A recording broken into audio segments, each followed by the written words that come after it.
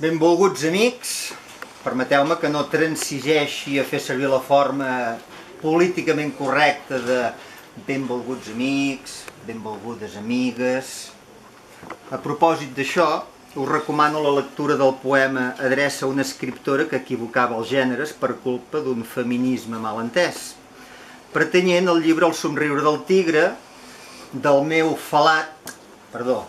estimat poeta Salvador Oliva, i que comença així. Permet-me, dona, que faci una esmena a l'únic vici del teu noble estil, que potser, per afany antiviril, gènere i sexe confon i malmena. Bé, en aquest Parlem de Llibres d'avui dissabte 7 d'octubre hem convidat la Joana Castellsavall, una molt bona amiga nostra, una amiga que, tot i que escriu, perquè és una poeta excel·lent, autora del llibre dels Cecs del vent, que teniu aquí, de l'editorial Fonoll, guanyador l'any 2014 del 16è Premi de Poesia Joan Duc per a joves escriptors, ara ja no el guanyaria perquè ja s'ha fet una mica més gran, i juntament amb altres autors, un dels 3 reculls de haikus, aquest exemplar és del nostre company Xevi, ja és introbable, per tant el podeu mangar i encara el vendreu i fareu la primera pela. Guanyador al seu torn del Premi de Poesia Joan Teixidor l'any 2009. Tot i que també tradueix, precisament està a punt d'aparèixer la seva traducció fent tàndem amb el gamarús que us parla d'un llibre excepcionalment bo d'una poetarra brasilera injustament oblidada anomenada Hilda Hilst, avui, però, l'hem convidada, com deia, no pas per tot això, que ja serien mèrits suficients, sinó per una altra de les feines en les quals excel·leix, la correcció de textos. Un dels darrers esglaons en l'edició de llibres dins aquest món de mones que és el mundillo editorial. La feina de corrector, una mena de típex humà, tipificada en un reglament encara no escrit i judicat amb la boca petita com a imprescindible, encara està menys reconegut que el de traductor, que ja és dit. Però em temo, i malauradament no m'equivoco gens ni mica, que si no fos pels correctors, un tant per cent molt elevat dels llibres que llegim serien com a mínim gramaticalment il·legibles. Perquè, i això s'ha de saber, avui la Joana la collarem i ens en farà 5 cèntims o 10, perquè a veure, jo com a bon empordanès soc molt trapasser, aquí a Girona som molt sedassers i la majoria de la gent és xafardera, no? Per tant, jo crec que ens dirà alguna coseta. La veritat és que hi ha escriptors, si és que se'ls pot anomenar així, que no saben escriure. Abans de donar-li la paraula, deixeu-me que us llegeixi, però, un dels poemes de la Joana per començar fent boca. Us llegiré el primer. Declaració de tensions. Resta el dia que fuig, la sort intacta, o provar l'embat descalç de les onades.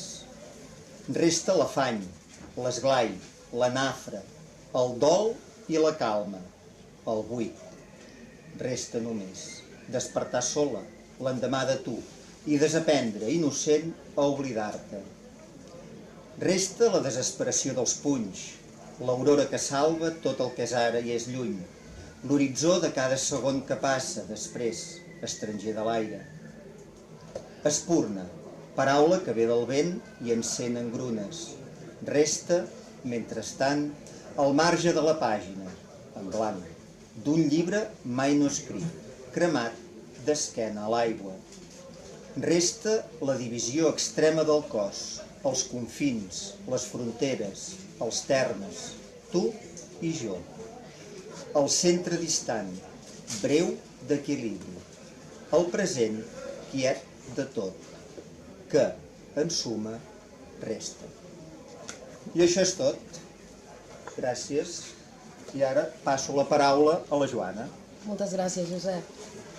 Bé, hola a tothom i moltes gràcies per ser aquí.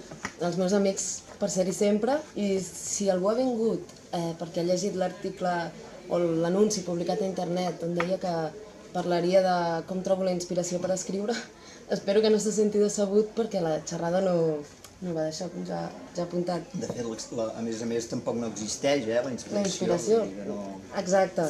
Però del que parlarem avui, que és d'una pràctica i d'un afany, potser que com la inspiració és igualment invisible, no? Com has dit també, avui s'estrena aquest cicle de xerrades que es diu Parlem de llibres i que promet, i jo he vingut aquí per amistat, perquè m'hi han convidat, i potser perquè des de la meva trajectòria professional hi puc aportar alguna idea o alguna curiositat que pugui ser interessant sobre l'aventura de fer llibres, no? I no sé, perquè no sé com començar i potser per fixar un marc o... Diria que la literatura és molt en essència, i entre un munt d'altres coses, l'art de llegir i d'escriure, no? Que són dos verbs recíprocs que, des d'un i altre cap del fil, remeten a experiències o exercicis eminentment solitaris, no? Quan pensem en algú llegint o que escriu, diríem que és algú que vola sobretot cap endins, i sovint de la mà de la paraula i de la ficció, cap a espais de llibertat des d'on podem imaginar i comprendre millor una mica el món. Però m'agrada pensar que, mal que a vegades pugui semblar-ho, no estem tan sols. I és que, quan llegim, de manera més o menys conscient, prefigurem una imatge mental de qui ens parla. I s'escriu també i només en l'esperança d'un lector imaginari, imprescindible i intrínsec a l'escriptura, encara que el relat, la novel·la, el poema no arribi a sortir mai del calaix, no? És el que la teoria literària anomena el lector i l'autor implícits, i aquests, i la paraula, serien segurament els únics elements imprescindibles en la condició íntima de la literatura. Ara bé, quan aquest diàleg imaginari es trasllada al món real, no? Al món dels autors i els lectors de carn i ossos, l'activitat al voltant dels llibres es multiplica els agents i les professions que intervenen en aquest camí d'anada i tornada entre llegir i escriure. I aleshores entrem de ple a la selva editorial i apareixen un munt d'actors i de personatges, no? I aquests són, doncs, des dels editors, els llibreters... Els pitjors, els editors... Aquí no entrarem a fer judicis de valor, no? Després dels llibreters. Després dels llibreters, jo crec que aquests tenen... I alhora, doncs, els agents literaris, després hi ha tota una sèrie d'espais com les fires literàries, els concursos, i després, doncs, els traductors, els il·lustradors, els maquetadors, els dissenyadors, els correctors, i tota aquesta gent que fa una feina silenciosa, en sordina i a l'ombra, que fan que aquest camí es converteixi en un llibre, no? Són una sèrie de... Normalment en un llibre dolent, per tant, això... Aquí també, jo he dit que jo no faria judicis de valors, jo ho plantejo i després aquí cadascú que ho pensi, no? Perquè en el moment en què algú fa arribar un manuscrit a un editor, com qui llança al mar un missatge en una ampolla, no? I si aquest text és benvingut, es desplega de sobte una cadena d'esforços i de despropòsits, molts cops, i de propostes i de visions i temptatives, que imaginant un horitzó d'expectatives lectores, no? Farà que es converteixi això en un llibre que podrem tenir a les mans, que ens endurem a una platja, que ens farà passar una estona. I d'aquest viatge participaran aquests fabricants de fantasies, aquests professionals a l'ombra, i en sordina que parlarem avui. I que seran els primers intèrprets abans que el llibre no arribi al seu destí final, que és el lector, no? O sigui, quan potser no som del tot conscients que un llibre ha passat per tota una sèrie de filtres, abans no arriba a ser el que és, invisibles però que hi són, no? I que en condicionen la seva essència. Així doncs, si normalment pensaríem l'escriptura i la lectura com experiències silencioses i solitàries, el somni de fer llibres és, per altra banda, una tribulada feina d'equip, no? Hi ha molta gent que hi intervé. I com també ha dit en Josep, jo dedico moltes hores de cada dia a llegir. Normalment per feina, però també quan ja en tinc prou de treballar, normalment segueixo llegint també, més a plaer, més sense urgència ni terminis i així. També amb menys freqüència, però amb moltes ganes tradueixo i sempre que puc i no tant com voldria escriure. Però sobretot avui em guanyo la vida, per dir-ho d'alguna manera, que aquí ja sabem... Et malguanyes la vida. Em malguanyo la vida fent de correctora literària per editorials en llengua catalana i castellana.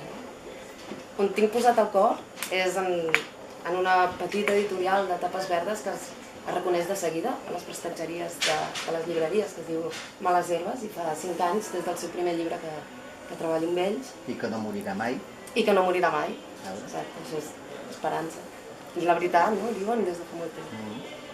I també, des de fa una mica més d'1 any, corregeixo i tradueixo per diferents segells d'un gran grup editorial, que és tota una altra manera de pensar els llibres i de fer-los, no? Que és el grup Enciclopèdia Catalana i la Galera, i llavors allà hi ha... Tenim uns quants exemples dels llibres que ha corregit. Sí, que són, hi ha aquest segell, Rata, que és bastant nou, hi ha Bridge, fan molts llibres infantils a la Galera també, juvenils, etc. I llavors, des d'aquí, des d'aquesta baula, d'aquesta cadena de fer llibres, doncs una mica la meva feina d'avui és potser la més desapercebuda de totes aquestes feines a l'ombra, no? Que és la de correcció. De correcció, de textos literaris en aquest cas. Molta gent, de fet, m'ha confessat, quan m'ha preguntat a què em dedicava, que no sabia que existissin els correctors.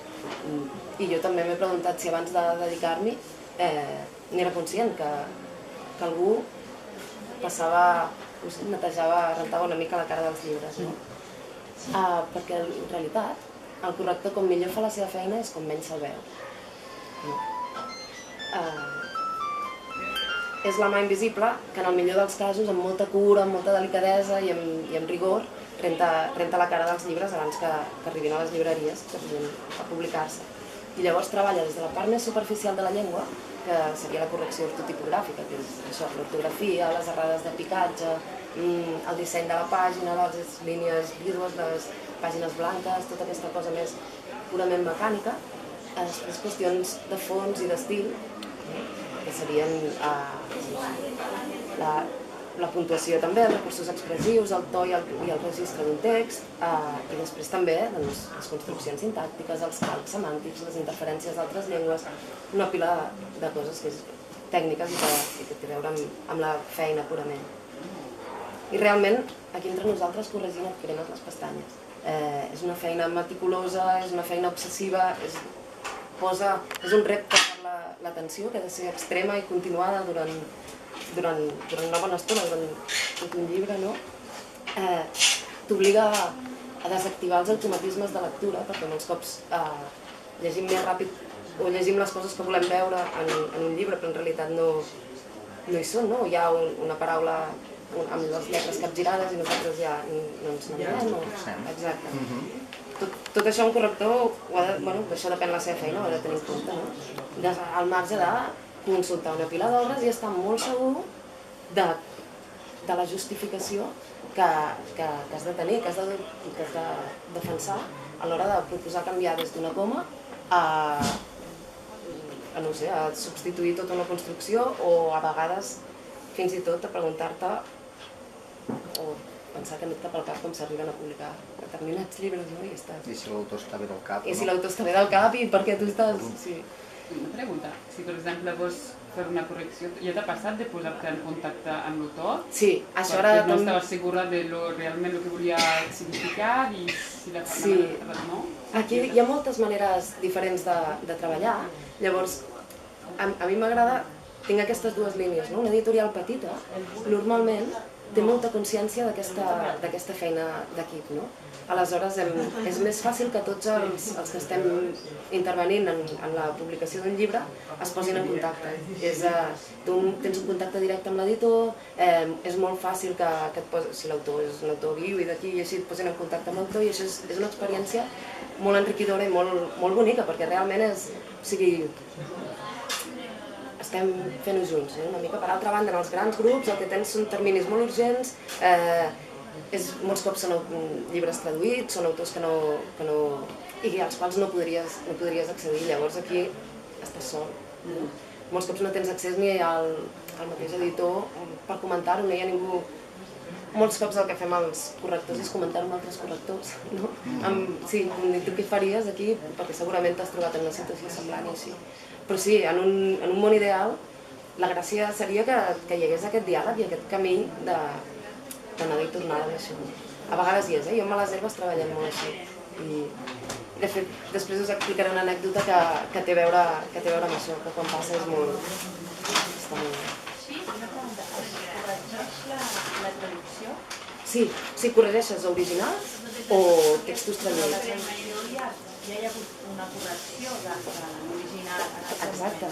Sí. O sigui, si és un llibre... sí. I és més fàcil la correcció d'una traducció o d'un original? Depèn del traductor. Si el traductor és pèssim i tindrà molta feina. Clar.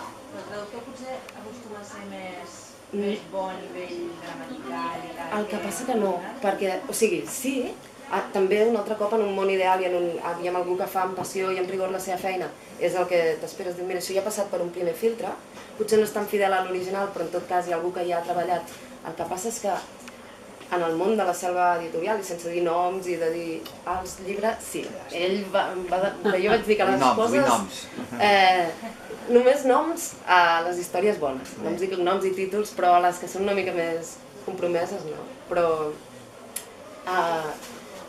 molts cops, o sigui, els llibres es fabriquen en sèrie, et preguntes per què, realment quin compromís hi ha darrere o quina voluntat realment que allò arribi a la... no? I llavors els traductors van també amb uns terminis molt curts, t'arriba un text gairebé incomprensible. Si tens la sort de disposar de l'original i de conèixer la llengua, clar, perquè si t'arriba l'original en txec, doncs, no sé, jo en el meu cas no, tens com cotejar-ho, però llavors la teva feina es duplica també, perquè estàs arreglant una traducció que no és comprensible. I a més no seria la teva feina. No seria la meva feina, no em paguen per aquesta feina, que aquí ja entraríem en uns altres termes, però la fas, sí, no la faig perquè sí sé la llengua, sí conec la llengua, sí, és així. I una mica, doncs sí, ja lligant amb tot això que estem dient, el cert és que això, que el corrector, molt poques vegades, amb excepcions meravelloses, com editorials elegants i petites, normalment i així, molt poques vegades apareix als crèdits d'un llibre i encara menys amb la seva copyright, o sigui, drets d'autor, cap tipus, no, tot i que és una gent que està en les últimes baules de l'acadèmica i que el que acaba decidint acabarà molts cops. És l'últim responsable del que tu llegeixes després. Sí, perquè l'editor rarament s'ho torna a mirar. I encara que s'ho miri, normalment, almenys per l'experiència que tu i jo tenim, els editors tampoc no necessàriament són persones molt llegides i molt enteses. De vegades són simplement editors perquè tenen calés, pel que sigui, però grans lectors, moltes vegades no ho són. I també el coneixement de la llengua és mínim. Per tant, depenen de tu. Si fas la teva feina ben feta, tot sortirà bé, però si la feina no la fas ben feta, la cosa no sortirà. I després l'altre problema, crec també, és que el propi lector tampoc no és que tingui un gran coneixement de la llengua, per tant moltes vegades surten llibres embarrades, però com que la gent normal tampoc ni se n'adona que hi són. Això és una preocupació molt gran. Tampoc pots fer res. Si te n'adones tampoc pots fer res. No, si te n'adones, però a veure... No, però sí que hi ha un problema greu en això, que jo crec, que és que abans, ara cada cop n'hi ha més, jo ho trobo, que abans, d'errades lingüístiques en els textos, no? I jo imagino, sí, jo crec que sí, que cada vegada es fa més de pressa, es fa més... Una mica en general tot, però els llibres no en són una excepció, no? I què passa? Que abans, si eres un bon lector, eres un nen, no? Petit, i així eres un bon lector, tenies una certa garantia d'una competència lingüística, o sigui, en els llibres hi havia un model de llengua, hi havia molts models de... Ara, estàs en aquesta incertesa constant perquè molts cops, o sigui, llibres publicats plens d'errades, plens de... Sí, i a grans editorials. I de grans editorials vol dir a bones editorials, sense anar més lluny, no sé, Acantilado, Quaderns Crema, que abans era impensable trobar-hi una errada, perquè hi havia correcció de primeres proves, 2 punts, el nom d'una persona. Correcció de segones proves, 2 punts, el nom d'una altra persona, és a dir, s'ho havia mirat una segona persona. Correcció de tercera... Ara això no ho busquis perquè no ho trobaràs. Les grans editorials tenen, no consten, però hi tenen... Jo a Galera faig a vegades primeres, a vegades originals, segones... El que passa que... Clar, també són un altre cop 2 maneres diferents de fer. Per exemple, en Males Herbes jo faig les 3 lectures d'un text, no? O sigui, faig una primera lectura, una segona on intento tornar-ho a netejar, això va al maquetador, i llavors tinc les galerades, que és la prova d'impremta, just abans tal com serà publicat. Són 3 lectures, les faig totes jo, però clar, arriba un moment que em passo, doncs potser un mes i mig o 2 amb una obra. Em faig amb l'estil de l'autor. Fins i tot tinc temps de llegir-ne més coses. Em comprometo amb aquella obra d'una manera més seriosa. Per altra banda, amb editorials grans i així, em passen una correcció de segones proves. Em donen una setmana per fer 400 pàgines. No sé ni qui és l'autor, ni tinc ocasió d'informar-me'n o d'investigar una mica, perquè és que en una setmana no hi arribo a fer les 400 pàgines, sinó. I llavors el grau de compromís, una mica sí, jo diria de compromís personal i fins i tot de compromís lector amb aquella obra és molt més petit. O sigui, vas per feina i vas i les coses... I sí que hi ha molts cops aquestes 3 instàncies, originals, primeres proves, segones, però en qüestió d'un mes està tot fet, ja està maquetat, està publicat, està presentat i ja està anunciat. I clar, jo penso, jo he corregit, he treballat de correctora en premsa també, no? Premsa. I allà vaig aprendre, sobretot, a anar de pressa. El criteri principal és prendre decisions ràpides perquè això ha de sortir abans de les 12 d'estar enviat a rotativa, no? Val. Però un llibre, què hi fa 3 setmanes més, saps? Què hi fa? I en canvi quedarà durant anys, bueno, cada cop durant menys temps a les llibreries també, no? I retornen a... Però val la pena. Això, d'aquí que se'n faci una segona edició, si mai se'n fa, no? Passarà molt de temps. Dediquem-hi una mica més, perquè és impossible que tan de pressa et surti, o sigui, evitis que se'n facin coses, sí, i facis bé per més que en sàpigues, no? Paràgrafs que no es poden entendre. Sí. O sigui, a vegades me llegeixo, me'l torno a llegir, dic, a veure, sujeto. O sigui, a veure, on està la cosa? Què vol dir? Vull dir que realment hi ha coses que és una feina de posar, no és només de posar, o sigui, netejar-li la cara, és donar-li un cos, donar-li, no sé... Que estigui d'acord amb el to, amb l'harmonia, que sigui harmònica, i fins i tot moltes vegades, errades que es diu de ràcord en el llenguatge cinematogràfic, o sigui, de coherència, o sigui, de sobte apareix o s'esmenta un personatge que no ha aparegut abans, o coses així, això també el corrector... Que això ja s'hauria d'haver vist molt abans. Hauria d'haver vist l'editor, hauria d'haver vist el traductor, hauria d'haver vist l'autor quan es rellegeix el llibre, no? I t'arriba tu i dius, no pot ser. I a sobre, com que tens aquesta responsabilitat última, o la responsabilitat de ser l'última, no? I llavors penses, ostres, et preguntes moltíssimes vegades, abans no t'atreveixes a dir aquí hi ha una errada. Vols dir que no m'equivoco jo? Clar, m'equivoco jo. Primer dubtes de tu, perquè dius, no pot ser. I el lector encara més, perquè tu tens una carrera... Jo em sentiré sempre la ignorant. Totalment. Això jo és que jo això no ho entenc. En canvi, no, és una errada.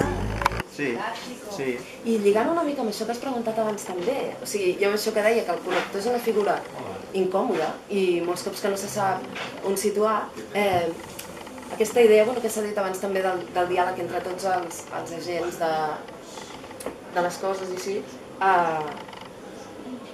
Ai, però per què? Ara no... Ara no, deixa'm fer un parèntesi jo.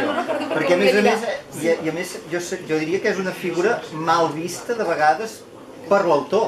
És a dir, el traductor normalment no ho és, perquè l'autor tampoc no sap totes les llengües del món i no pot controlar totes les traduccions. Però, en canvi, un autor sí que pot controlar la correcció del seu llibre, i això passa molt en premsa també. Quantes vegades t'hi devies trobar algun autor que deia, escolta, per què m'has corregit això, si això jo volia dir així? I a més, I amb literatura també deu passar això. Corregint-li les faltes que dius, si això se't passés demà, la gent llegís l'article que firmes tu i t'hagués passat aquesta falta, o sigui, tu saps com escriu molta gent que després et truca i t'esbronca perquè li has tret una coma entre subjecte i predicat, i a més dius, jo... M'ho he pensat moltes vegades abans de tocar-ho, saps? Perquè a mi m'agrada partir del respecte i de la idea que qualsevol qui escriu sap perfectament i tindria capacitat per defensar cada coma, cada paraula i no l'altra, i en realitat no és així. Moltíssimes vegades és una cosa impensada i així, però tu sí que fas aquest exercici de preguntar-t'ho, no? I una mica això que dius, si és veritat, o sigui, el corrector és aquesta figura com que posa en dubte la capacitat o... No sé. L'autor se sent ofès. Algun autor que deia, escolta, per què m'has corregit això, si això jo volia dir així? I a més, I amb t'has literatura passat també deu mesos passar, això. corregint-li les faltes que dius, si això se't passés demà, la gent llegís l'article que firmes tu i t'hagués passat aquesta falta, o sigui, tu saps com escriu molta gent que després et truca i t'esbronca perquè li has tret una coma entre subjecte i predicat, i a més dius, jo m'ho he pensat moltes vegades abans de tocar-ho, saps? Perquè a mi m'agrada partir del respecte i de la idea que qualsevol qui escriu sap perfectament i tindria capacitat per defensar cada coma, cada paraula i no l'altra, i en realitat no és així. Moltíssimes vegades és una cosa impensada i així, però tu sí que fas aquest exercici de preguntar-te, no? I una mica això que dius, sí, és veritat, o sigui, el corrector és aquesta figura com que posa en dubte la capacitat o... no sé, l'autor se sent ofès. se sent ofès, se sent atacat, com si... Ja has ficat la teva cullerada i ells no ho volen. I per altra banda, i aquí venen les dues anècdotes, que no diré, n'explicaré una de feliç i una d'una mica més Dirà el compromesa. pecat, però no el pecador, Sí. que és el que realment ens interessa aquí, per la qual cosa pecadors t'hem no. convidat i ara ens decebràs a tots i cardarem el Sí, camp. però és que el corrector és una mica aquesta figura gairebé del confessor, o del custodi del secret de confessió, o com a mínim secret professional. És com... I una d'aquestes anècdotes té a veure amb això, que és que a mi em va arribar un llibre fa gairebé un any així, pràcticament no inintel·ligible, però passatges que no sabies com refer-los, que jo no coneixia tampoc tan bé el tema, el que sigui, però fas el que pots, no? I més o menys, no sé si alguna cosa de contingut es va colar que no hauria d'haver estat, però més o menys el llibre es podia llegir amb un cert plaer. Doncs va ser el tercer llibre més venut al Sant Jordi passat, no? I me n'alegro i el que sigui, però penses, evidentment el corrector no cabrà cap comissió per això, però a més el corrector no s'ha de saber mai que existeix, perquè d'un lloc a l'altre han passat moltes coses i no és que s'esperi cap catifa vermella ni cap reconeixement, no va d'això, però sí que va una mica d'aquesta consciència que aquí som tots i entre tots cadascú portant el seu granet de sorra. Per què ha de ser una figura tan maltractada una mica? No és sense victimismes, però en el fons estàs fent allò que... De totes maneres, la gran majoria de la gent, quan sent la paraula corrector, es pensa o es deu pensar que es limita vagament aquells 4 accents que hi falten, aquella coma que també te l'has deixada. Si sabés el que realment implica la feina d'un corrector, a veure, en aquest món ideal que tu parlaves, això no hauria de passar, perquè els escriptors haurien de saber escriure. Clar. Aquest és el problema.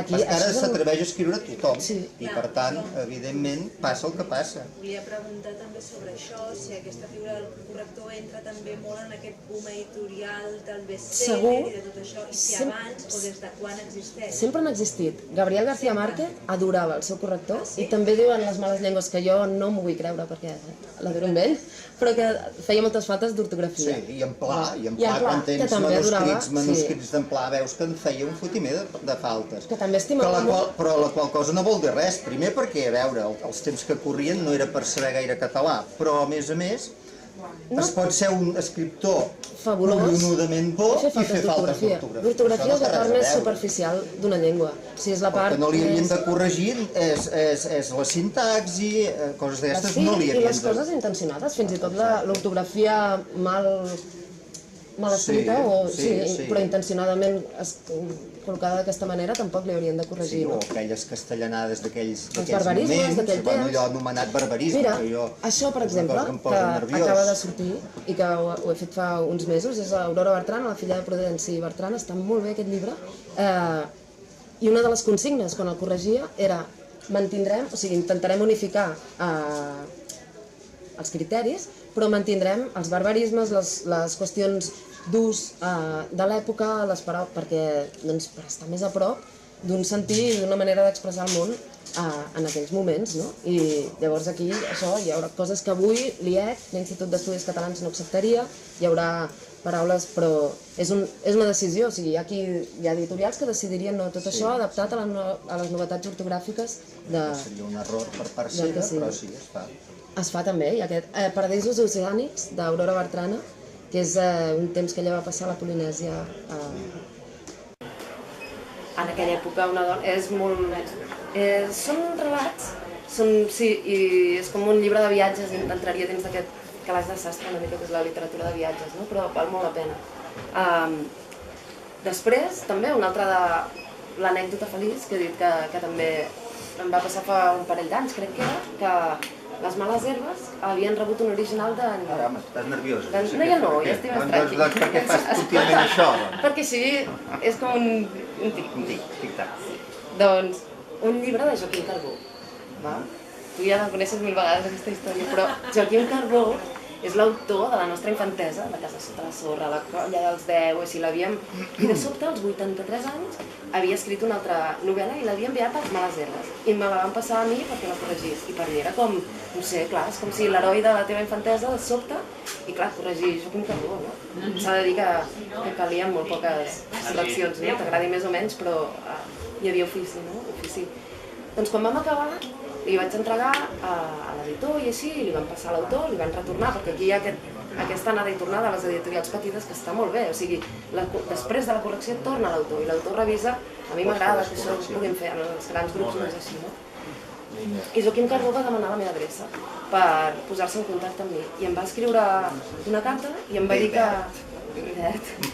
mai li havien corregit un text així, amb tant de respecte, i vam estar un any escrivint-nos l'un a l'altre així fins que al final es va presentar el seu llibre i ens vam conèixer personalment. I va ser com aquest tancar el cercle i aquesta cosa que s'acabi una mica la solitud aquesta del corrector dubtant de tot, dubtant de si mateix, pensant si està canviant una cosa que mai no s'hauria d'haver tocat, no? O després sí, passant-te de més o de menys. A vegades hi ha llibres molt mal fets i tu vas amb aquesta història de no canviaré ni una coma perquè és una mica, em vas aprenent amb els anys, per sort. I jo ara em farà 10, que es diu aviat que em dedico a això, cada cop n'aprenc més i sobretot m'agrada pensar que segueixo molt de prop o molt de dins la literatura, que és aquesta fórmula infinita d'imaginar totes les solucions possibles. Una pregunta, jo soc molt ignorant, però, No. per exemple, les normes d'ortografia allí van canviar, no? Reformant la llengua. I tu com fas per estar sempre al...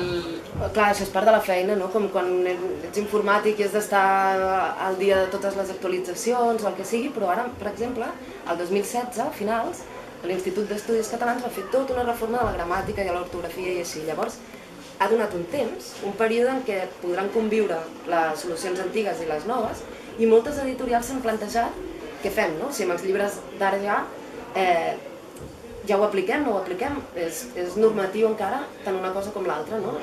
Les solucions del passat o d'ara, després de la reforma. Jo, la meva postura, i la que estan seguint també la majoria, és que els llibres tenen una vocació de permanència, no? De durant el temps. Llavors si això no tornarà enrere, perquè la reforma no tornarà enrere i és millor ja aplicar-la des de... Home, espero que no, i a mi els diacrítics No, espero que no, ho he dit així, jo ja és que jo no hi estic d'acord amb tot el que han fet, perquè els que escrivim poesia ho tenim una mica fotut, amb això dels diacrítics, perquè aquells jocs es perden de vegades, A mi aquest llibre, de fet, ara tindria una falta d'ortografia del Cecs del vent, ara ja aniria sense. Però és que a veure, és que clar, tu li treus això... I li treus molta gràcia. I el que ho llegeix diu, bueno, i a què es refereix? Clar. A què es refereix, clar? A veure, no ho sé. Sí, fora de context. O sigui, els diacrítics és un gran tema. No és el mateix que et caigui un os al cap que no que et caigui un os, no? Clar, et pot caure. I si aquesta frase no la tenim dins... Exacte.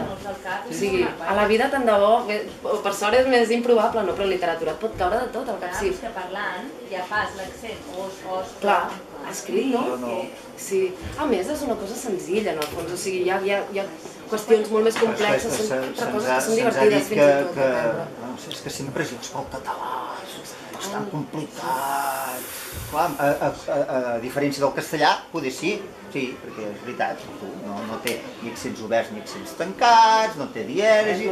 Però, a veure, posem-lo al costat del francès, per exemple. A veure, de l'hongarès... Sí. Confirmo. No, el castellà, de fet, està tornant a implantar els diacrítics. O sigui, el castellà, quan els va suprimir en l'adverbi solo i l'adjectiu, de sobte era igual que fos solamente, o estar sol o així, i després va eliminar-los en els demostratius, este, ese i aquell, en els pronoms i adjectius i així. Ara sembla que es volen tornar a implantar, però jo recordo l'Andrés Neumann, que és un escriptor, que és el meu heroi, que ell va dir, defensava els diacrítics, evidentment, no? I va posar l'exemple de solo i va citar un vers de Machado que diu «Quien habla solo espera hablar a Dios un día», no? No és el mateix, amb accent que sense, canvia totalment el sentit del que deia. Els dos tenen sentit, per això, és que és el que... Però l'ambigüitat no hi ha manera de desfer-la, i si la poesia ja, el terreny de la poesia és ambigu, no? I és aquesta multiplicitat d'interpretacions i aquest vol, no? Si a sobre traiem, a més que cadascú de totes maneres, és a dir, si ara editessis aquell llibre, es podria mantenir aquest accent. Jo el mantindria perquè, clar, en cas de dubte, no hi ha allò, no ho sé, dins la gramàtica diu, en cas de dubte es pot mantenir tot i que no hi ha un petit apartat, una nota a peu de pàgina o així, és que és absurd. No ho sé, perquè, per exemple, el Vilamatas, jo pensava, no sé si és una decisió de l'editorial o així, però el Vilamatas tots els seus llibres ho manté, el Solo, l'Este, i pensava, no sé si és que l'editorial permet, en cas de... O si ell diu, jo és que si un llibre meu, clar, s'ha de ser Vilamatas també, no? Exacte, les jotes, no? Quan Ramon Jiménez ho escrivia tot en jota. Quan Ramon Jiménez va decidir que la jota i la G en els contextos en què sona era tot amb jota, i llavors hem... Ho escrivia tot en jota. Arrel d'això també volia preguntar abans que hi ha autors, bons autors, o sigui, genis, no? Que poden crear estil i poden crear una manera sintàctica hasta de... no? Sí. Però és que avui en dia, el que deia que no entenc el paràgraf, jo a vegades em pregunto si això serà una qüestió d'estil o si és que es farà amb l'estil. És que estàs davant d'un geni o és que tu ets la burra? Home, jo crec que... O sigui, el que sí que n'aprens a intuir-ho una mica, però sí que és molt veritat això, o sigui, per subvertir la tradició, per trencar amb alguna cosa, l'has de conèixer profundament. A mi no em val això de dir que també, els correctors ens trobem molt amb això que diu és que els correctors sempre esteu amb el bolígraf vermell, però en realitat la llengua ha d'anar més lliure, hem de trencar, hem de maltractar-la fins i tot, hem de... Sí, però quan la coneixes molt bé, quan l'has estimat molt, quan l'has après molt, llavors sí, és com Picasso, no? Abans de ser cubista era un excel·lent dibuixant figuratiu, i d'aquí hi ha una evolució, és com Schoenberg. Per mi és un exemple, Schoenberg era músic i a més va escriure un tractat d'harmonia des de Bach fins a finals del segle XIX, principis del XX, la música clàssica ha estat això. I després va dir, aquí ho teniu, ho va entregar al món i als seus alumnes, sobretot, i es va dedicar a fer dodecafonisme. Per mi això val, perquè el text té tot un sentit, no? Trencar amb la llengua, trencar amb qualsevol tradició. Ho va dir d'una altra manera, és un comentari molt masclista, però deia que la llengua és una puta, que li pots fer de tot. Sí que és políticament correcte dir això, però ho deia així. Jo diria que havent-la estimat molt i havent-la conegut molt i sabent tot el que és capaç de fer. I llavors el problema és això que deies, o sigui, molts cops n'aprens, però molts cops no saps si et trobes davant d'una mena d'aventura així d'un repte. Exacte. Si volen trencar amb alguna cosa que saben amb què estan trencant o si realment és un desconeixement profund. Sí, però això ja ho veus. Sí, aprens cada cop més a veure-ho, però clar, si tu et poses com a premissa a partir del respecte, i assumir que la persona que tens a l'altra banda té un coneixement i un rigor a l'hora de fer les coses, costa molt dir no, és que no en tenc idea, això no té cap sentit i ho trec. Quan trigues normalment a fer una correcció d'un llibre, no sé, les mides són... Depèn, clar, això sí que depèn molt perquè... Si te donen temps per fer-ho bé...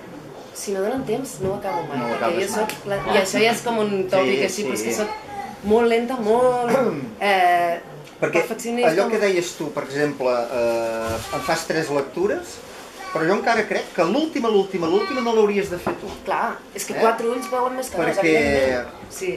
Clar, tu ja arriba un moment que ja hi tens... No ho veus. Hi pot haver una errada que t'ha passat per ull durant aquelles 3 lectures i en una 4a lectura continuaràs no veient-te-la. I serà davant dels teus nassos, però és igual, no la veuràs. O sigui, la idea aquesta de corrector d'originals primeres i segones, en teoria per mi és l'ideal. O sigui, El que passa és que no es donen, els terminis són impossibles, per tant, la gent hi passa per sobre, i mentre que amb aquesta, en què et dediques més temps al llibre, encara que les facis totes les lectures tu, sí que li pots donar l'atenció, però a mi m'encantaria que es pogués fer, el que passa que no tenim recursos a les editorials petites i així per disposar de més correctors i de més... Perquè hi ha alguns llibres que quan es tradueixen es diu el nom del traductor. El traductor gairebé sempre apareix a la portada, a vegades i és obligat, si no dins. Ara és força el costum, sí. No totes les editorials ho fan, però no totes les editorials no, i a vegades, però si no dins... Ho fan aquí, sí. Si no ho fan a la pàgina de crèdits i tenen copyright. Si els traductors cobren dret d'autor i així. Això és decisió purament editorial. Cada editorial, per mi, és, no sé, depèn de la generositat i una mica de l'elegància també, un traductor fa una feinada, un corrector també, i el corrector mai sortirà a la primera plana. El corrector sortirà com a molts crèdits. Els correctors cobren drets a les editorials petites? No, enlloc, no. És un... Que també dius, no sé, la responsabilitat és... O sigui, un corrector també fa una versió d'un llibre, també és un filtre, també és un primer intèrpret, no? Però no hi ha drets de correcció. Per això, el tercer llibre més venut a Sant Jordi, me n'alegro per qui sigui, però a mi no em canvia la vida, no me la millora econòmicament. No es podia, no. I clar, després també penses, tots aquests originals jo els tinc al disc dur. Així ja, posant-los una mica en el terreny més dius, un dia, aquí... Xantatge, hi ha una paraula que es diu xantatge. Sí. Dius, escolta, per això dic que guardem secrets de confessió, no? Secrets professionals i no, faré mai xantatge. No parlis en plural, Joan. Tu xerraries tot. Digues guardes, no parlis en plural. Jo sí que et guardo. Ell no ho faria, no? Jo tot m'ho apuntaria per si de cas un dia necessito... No se sap mai, no? Memòries d'un corrector. Memòries d'un corrector, sí que... I dir, qualsevol correspondència amb la realitat és pura coincidència. I entre parèntesis, versió augmentada i corregida. Constaria a la portada, el nom del corrector. Home. Els pitjors errors de tots els llibres que has corregit. També, clar. Hi ha una altra cosa, mira, que això no ho havia pensat. Aquest seria, segurament. Això no he pensat és que hi ha traducció automàtica. Els mitjans de comunicació us faríeu creus de traductor Google Bacabola, no? Però és que fins i tot m'hi he trobat a llibres. No ho he arribat a saber del cert, però com que he corregit durant molt temps diaris i sé identificar perfectament quan una errada és humana i una errada no ho és, perquè un cop en concret estava segura que estava corregint una traducció que havia passat en primera instància pel traductor automàtic. El que passa que després es fa el que es diu editar. O sigui, en teoria, el periodista o el traductor no m'hi havia trobat mai en llibres fins a aquest moment. Edita, que vol dir rellegeix i llavors retoca el que ha fet la màquina. Això també és una cosa que no sé fer una previsió de futur i així, però que cada cop està entrant més. En el que no són llibres, en el món editorial de moment encara... Perquè hi ha un traductor que firma, per tant, per una mica d'ètica professional, però els mitjans de comunicació tiren de beta i de traductor automàtic. No hi és molt fort perquè un cop, de fet, per exemple, en un diari faltava un accent i era el Rio en castellà, la notícia en castellà era el Rio Besos, perquè faltava l'accent. Doncs de sobte jo estava corregint una notícia sobre el riu Petons. Clar, o sigui, ja t'entrenes també a identificar aquestes errades i a poder... Però un cop també vaig trobar uneixis o altres. Uneixis o altres. I vaig pensar, unes, el subjuntiu del verb unir, o altres, no? Però clar, que estrany, uneixis o altres. O sigui, el subjuntiu... Unes o altres, en castellà. Unes o altres. Que és molt estrany que la màquina hagi seleccionat l'opció menys habitual, no? Perquè unes és el determinant, no? O el subjuntiu del verb unir, no? Però sí. I el teu cap s'entrena, sí. Amb el diari això em passava moltíssim, ho veies de seguida i aprens a entendre-ho, no? Però clar, amb llibres em semblaria molt gruixut, no? Perquè permet veure amb tot un altre... Aleshores, els diaris ara normalment ho estan fent per correcció automàtica? No, però ara el que passa és que, o sigui, molts diaris tenen la versió, aquí a Catalunya no, molts diaris tenen la versió en català i en castellà, no? Llavors, clar, s'intercanvien notícies o també les agències de notícies, quan publiquen, quan s'agafen les notícies d'agència, doncs a vegades s'agafa de F, el que sigui, estan en castellà, i sí. passa moltes vegades pel traductor automàtic i llavors en teoria el periodista edita, però el periodista també va de bòlit, ha de tancar l'edició abans d'una hora, de sobte ha passat no sé què i no pot editar com hauria d'editar, o després també, tots som humans i tots tenim... T'acostumes a fer-ho així una mica, clar, es triga molt més a traduir i pensar cada paraula que poses darrere de l'altra que a editar o fer una lectura ràpida sobre allò. Si haguessis de fer un rànquing dels 3 millors llibres que has corregit de traducció i d'autor, va, digues. Per exemple, d'autor català o castellà, que simplement els hagis hagut de corregir l'original. De polir, sí. No aniré gaire enrere, intentaré mirar d'aquest any perquè un que em va agradar molt que he fet d'autor català és d'en Max Besora, en Joan Urpí. Aquest m'ha fet passar-ho molt bé i em sembla... i m'ha agradat corregir-lo perquè més fa una aventura lingüística caòtica i així ha estat molt interessant per mi. Més d'autor català, aquest de Fores, de Ramon Mas, que no el vaig corregir perquè m'ho va demanar ell, és el meu amic, sinó per feina, però m'ha encantat. En català. No cal, ja està. I ja està. I dels altres? I dels altres, aquest el trobo meravellós i a més us el recomano. Esta Libertad de Pierluigi Capello, que és un dels poetes vius italians més importants d'avui i és la seva història. Ell als 16 anys va tenir un accident de moto i va quedar tetraplègic, paraplègic, no? I llavors com a través de la literatura va trobar la llibertat que havia perdut en perdre la mobilitat del seu cos. És preciós, és un poeta escrivint en prosa, és l'única obra en prosa que té. Llavors, clar, és tot un altre estil, no? Es nota que cada paraula és una mica com... És molt diferent, no té res a veure, però quan llegeixes Virginia Woolf, que no escrivia poesia i que només llegeixes poesia, o sigui, llegeixes... O la Clarice Lispector. O la Clarice Lispector, no? És aquesta mena d'escriptura poètica en prosa. Els poetes també els corregeixen, deu ser més, no? Els poetes... Ui, els poetes. Sí, per exemple, és la pitjor raça del món. Llibres, a vegades, no? Algun llibre teu, però més, no perquè són coses més de galerades una mica o que s'hagi escapat alguna cosa a l'hora de picar o no és tant, jo no m'atreviria a tocar-li. En general és així.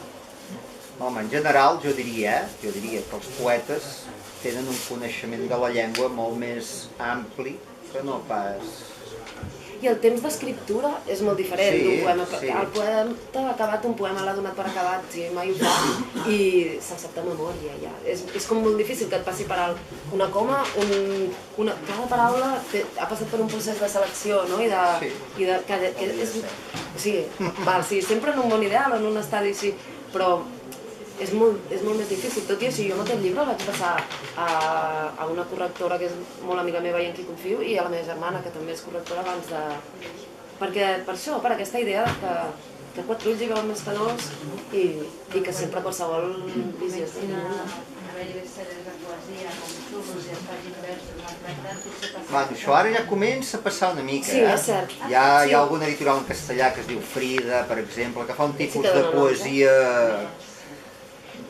de pa sucat amb oli, diguéssim, fàcil, que agrada sobretot a les adolescents, que semblen com lletres de música, que no hi ha gens de complicació i agrada. Per fredar, diguéssim, sortir al carrer amb un llibre de Frida i comentar-lo a les amigues i fer veure que ets una gran entesa en poesia, doncs ara això és el que es porta. Sí, el rigor potser... No sé, no l'he llegit jo, no sé ben bé. Veure, hi ha una mica de tot, però no...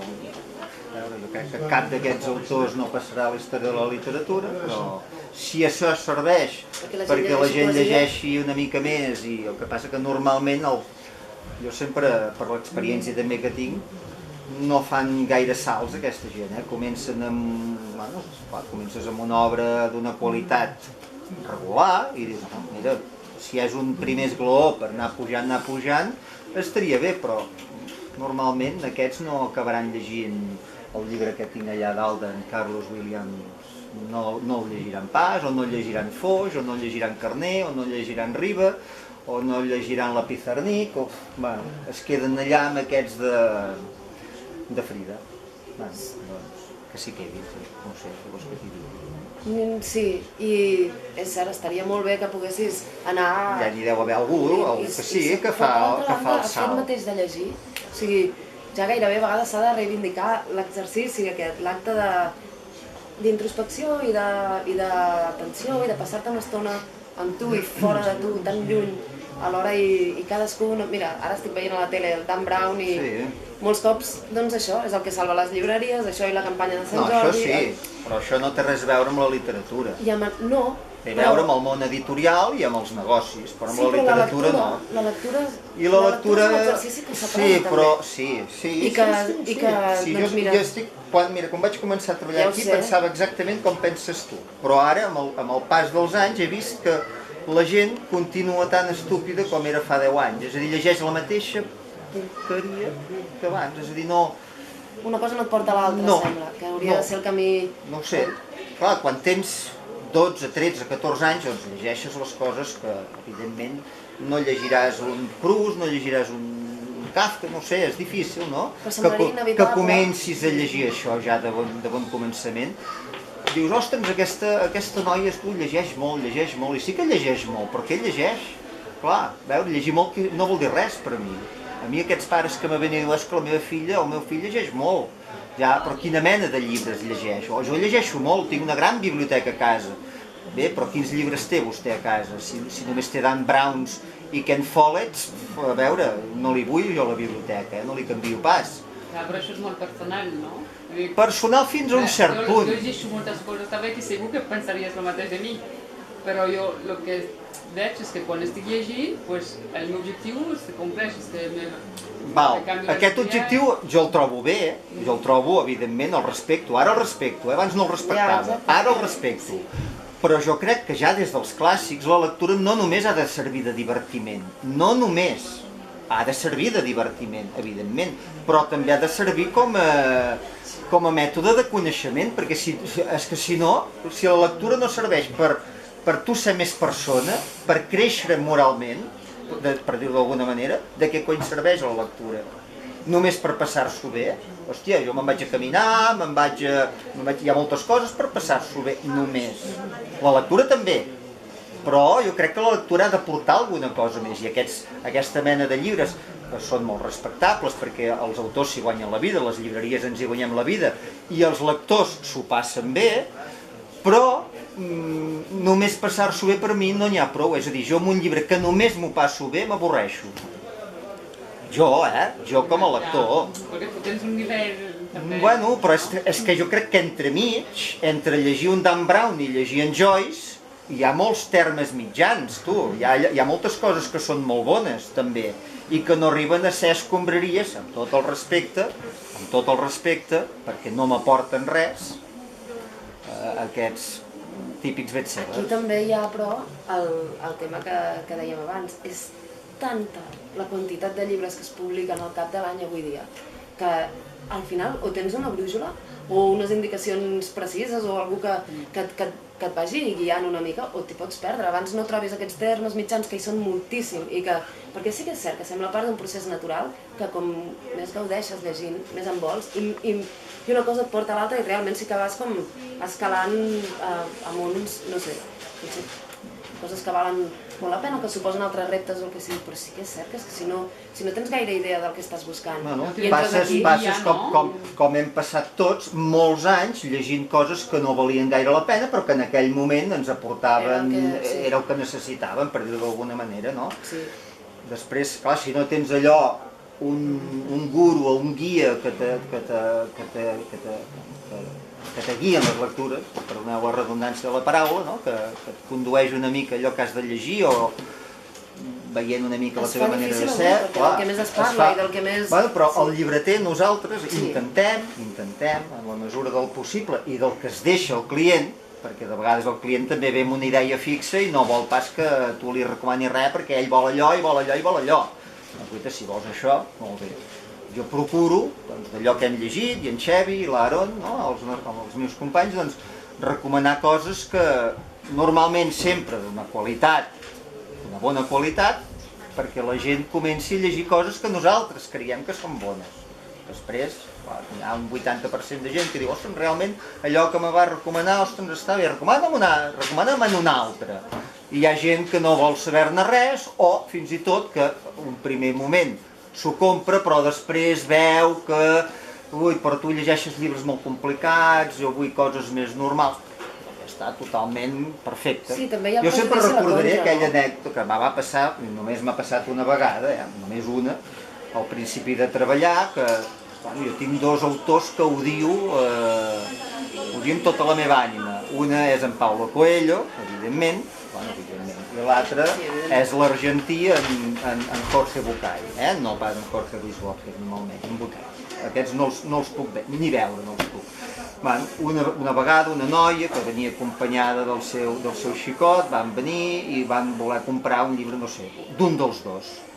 I dic, home, i jo, aleshores, al començament era molt descarat i m'atrevia a dir, això no val res, ara també però no tant, ara ho faig d'una manera més civilina. Bueno. Com amb aquest to de veu mateix,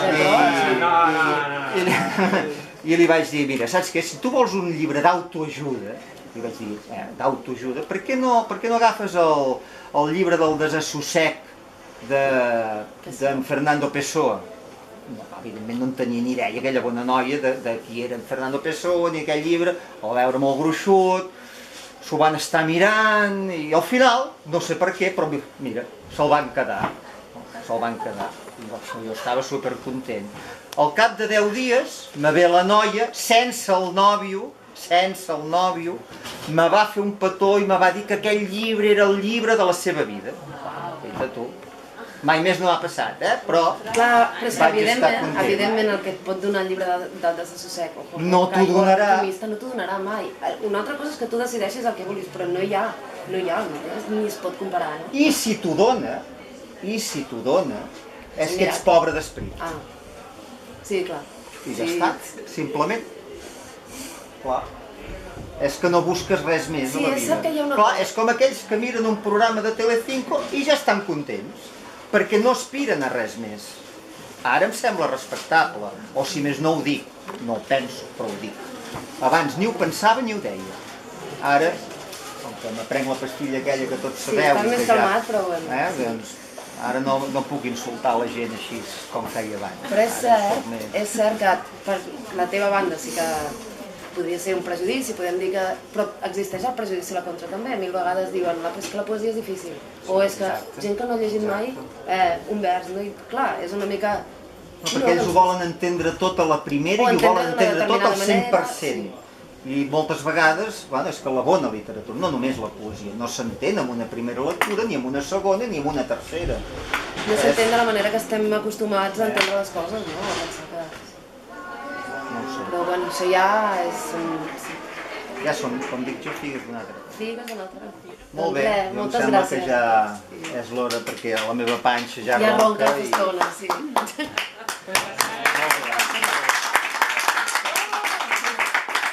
Nerviosa, com un clau, com un senyent, i anar fent així, el volia treure.